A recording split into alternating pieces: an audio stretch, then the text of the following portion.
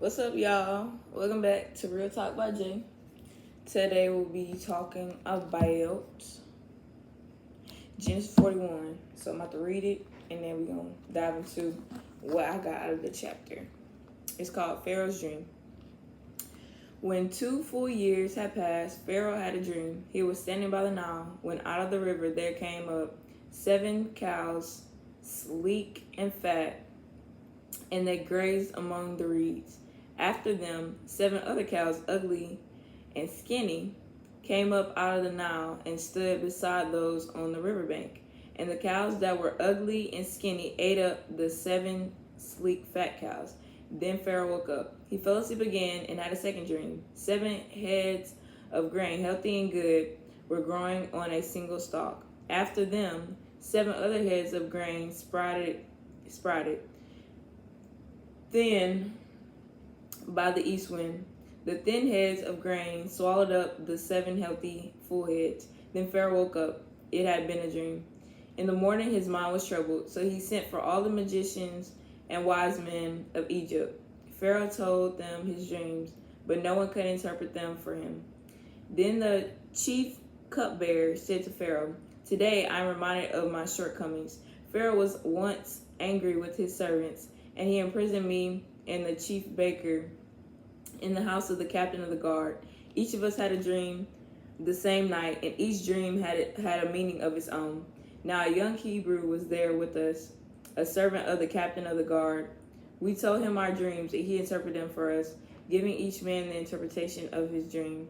And things turned out exactly as he interpreted them to us. I was restored to my position, and the other man was impaled. So Pharaoh sent for Joseph, and he was quickly brought from the dungeon.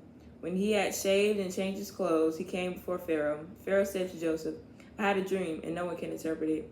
But I have heard it said of you that when you hear a dream, you can interpret it. I cannot do it," Joseph replied to Pharaoh, "but God will give Pharaoh the answer he desires." Then Pharaoh said to Joseph, I'm going to skip, he explained both dreams. And then Joseph said to Pharaoh, "The dreams of Pharaoh are one and the same. God has revealed to Pharaoh what he is about to do. The 7 good cows are 7 years, and the 7 good heads, and the 7 good heads of grain are 7 years. It is one and the same dream. The 7 lean, ugly cows that came up afterwards are 7 years, and so are the 7 worthless heads of grain scorched by the east wind. They are 7 years of famine. It is just as I said to Pharaoh. God has shown Pharaoh what he is about to do. 7 years of great abundance are coming throughout the land of Egypt, but 7 years of famine will follow them. Then all the abundance in Egypt will be forgotten, and the famine will ravage the land. The abundance in the land will not be remembered, because the famine that follows it will be severe." The reason the dream was given to Pharaoh in 2 forms is that the matter has been firmly decided by God, and God will do it soon. And now let Pharaoh look for a discerning and wise man and put him in charge of the land of Egypt. Let Pharaoh appoint commissioners over the land to take 1/5 of the harvest of Egypt during the 7 years of abundance. They should collect all the food of these good years that are coming and store up the grain under the authority of Pharaoh to be kept in the cities for food. This food should be held in reserve for the country, to be used during the 7 years of famine that will come upon Egypt, so that the country may not be ruined by the famine. The plan seemed good to Pharaoh and to all of his officials. So Pharaoh asked them, "Can we find someone like this man, one in whom in the spirit of God?" Oof. Then Pharaoh said to Joseph, "Since God has made all this known to you, there is no one so discerning and wise as you. You shall be in charge of my palace, and all my people are to submit to your orders. Only with respect to the throne will I be greater than you." So Pharaoh said, Joseph in charge of Egypt. So Pharaoh said to Joseph, "I hereby put you in charge of the whole land of Egypt." Then Pharaoh took his signet ring from his finger and put it on Joseph's finger. He dressed him in a robe of fine linen and put a gold chain around his neck. He had him ride in a chariot as his second in command, and people shouted before him, "Make way!" Thus he put him in charge of the whole land of Egypt. Then Pharaoh said to Joseph, "I am Pharaoh. Without your word, no one will lift hand or foot in all Egypt." Pharaoh gave Joseph the name Zephanath-Paneah and gave him Asenath, daughter of Potiphera, priest of On, to be his wife. And Joseph went throughout the land of Egypt. Joseph was 30 years old when he entered the service of Pharaoh's king of Egypt. And Joseph went out from Pharaoh's presence and traveled throughout Egypt. During the 7 years of abundance, the land produced plentifully. Joseph collected all the food produced in those 7 years of abundance in Egypt and stored it in the cities. In each city, he put the food grown in the fields surrounding it. Joseph stored up high qualities of grain, like the sand of the sea. It was so much that he stopped keeping record because it was beyond measure. Before the years of famine came, 2 sons were born to Joseph by Asenath, daughter of Potiphera, priest of On. Joseph named his firstborn Manasseh and said, "It is because God has made me forget all my trouble and all my father's household." The second son he named Ephraim and said, "It is because God has made me fruitful in the land of my suffering." The 7 years of abundance in Egypt came to an end, and the 7 years of famine began, just as Joseph had said. There was famine in all the other lands, but in the whole... Sorry, y'all. Been drinking a lot of water. Let's see. There was a famine in all the other lands, but in the whole land of Egypt there was food. When all Egypt began to feel the famine, the people cried to Pharaoh for food. Then Pharaoh told all the Egyptians, "Go to Joseph and do what he tells you." When the famine had spread over the whole country, Joseph opened all the storehouses and sold grain to the Egyptians, for the famine was severe throughout Egypt. And all the world came to Egypt to buy grain from Joseph because the famine was severe everywhere. Okay. So I'm going to read my notes. So in this chapter, we see that despite Joseph being in prison, God was still going to find a way to use him. As we know from the previous sermon, Joseph ended up being thrown in prison, but with God's favor, he became the prison warden. Pharaoh called every wise man that he knew to give him the interpretation of his dream. One of the guys that Joseph helped interpret his dream told Pharaoh about Joseph. So they went to go get him to interpret the king's dream. After he interpreted the dream, Pharaoh suggested that Joseph be in charge of Egypt, since God gave him the blueprint of what would happen in the next 14 years, 7 years of plentifulness, and then 7 years of famine. And I put in a star, I was like, no matter who has the qualifications, skills for the job, if God has placed you in a position, if God's placed you in a position, if he has appointed you to take on a specific job, or if God simply has something for you in that specific area, can't nobody take that away from you. Pharaoh had all the magicians and wise men in Egypt to come to interpret the dream. They had all the qualifications. They had all of them. They had the wisdom. They had the knowledge. They had the magic. They had all the qualifications that could have been used to interpret the dream, but they could not interpret it because it wasn't meant for them to interpret it.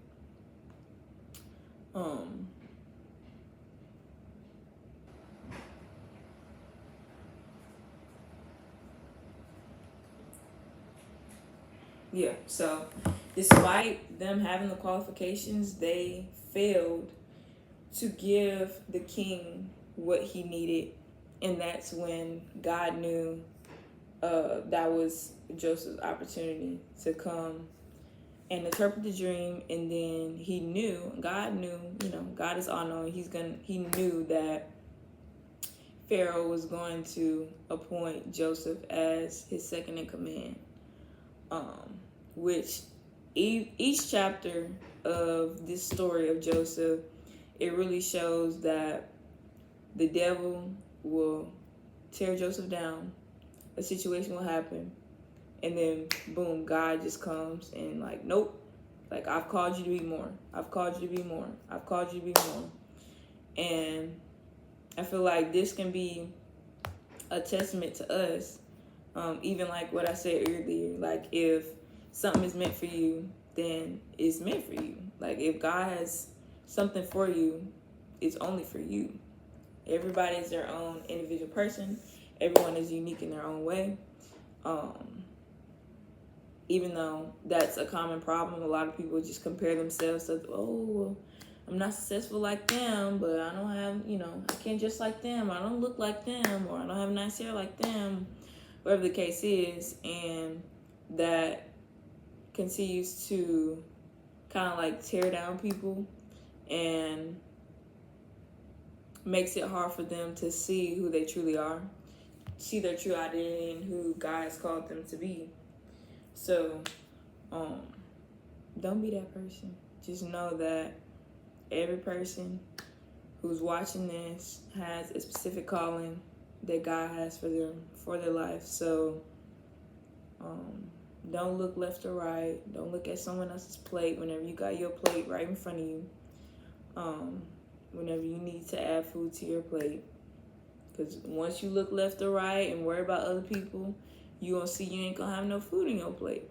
Because you worry about other people, what they got going on. You haven't even been working on yourself. So, I would encourage y'all to continue to work on yourself, continue to strive to be the person that God's created you to be, to read your Bible, to pray, do those small things.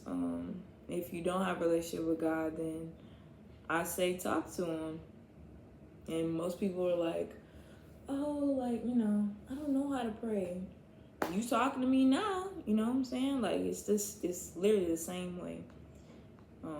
Talk to God as if you're talking to a person. Because being saved and having a relationship with God is literally like having a friendship or relationship with somebody else. It's literally the same way. As much as you text and call and FaceTime or streaks, whatever the case is, y'all talk every day in person, hang out, whatever the case is, that's the same way we need to be with God too. Because he has so much more things than what the world can offer, what people can offer. And I think Joseph really got to experience that. He wasn't worried about other people in his process through all those steps of getting betrayed by his brothers and what's his name? It's not Pharaoh, but what was the king's name? Potiphar's wife, getting him thrown in prison and all the other stuff. He still remained solid. He still remained confident in knowing that God is going to turn his situation around. So know that whatever you're going through, whatever storm you're going through, there's going to be plentiful times and there's going to be famine times, but just know that God will help you through it, despite it. But that's all I have for y'all today. Today was pretty short with what I got out of the sermon, but not the sermon, but the podcast. Most of the time was used to actually read the Bible, but I don't know. What's up, y'all? Yeah, but thank y'all for tuning in. Hopefully this encourages y'all just a little bit. I know it wasn't too much that I elaborated on, but whenever I was studying this, it was just like I kept, meditating on what's meant for me is meant for me, and it's not for anybody else. So I can't compare myself being like, well, they have the qualifications. How am I going to get this job? well, if it's meant for you, you're gonna get it. You just have to believe that, you know. So, yeah, we're gonna dive into. Yeah, we're gonna definitely dive into the next chapter of Genesis, or I may throw a different one, maybe a Proverbs in there for next week. But yeah, like I said, thank y'all for tuning in. Hope y'all like it. Y'all can give a like. Y'all don't have to subscribe. Y'all can subscribe if y'all want to, but hopefully this is encouraging for y'all and that it can help y'all to have a better perspective of today. Have joy in the morning, have joy in the evening, have joy in the afternoon, and be confident in knowing that God's hand on your life is powerful.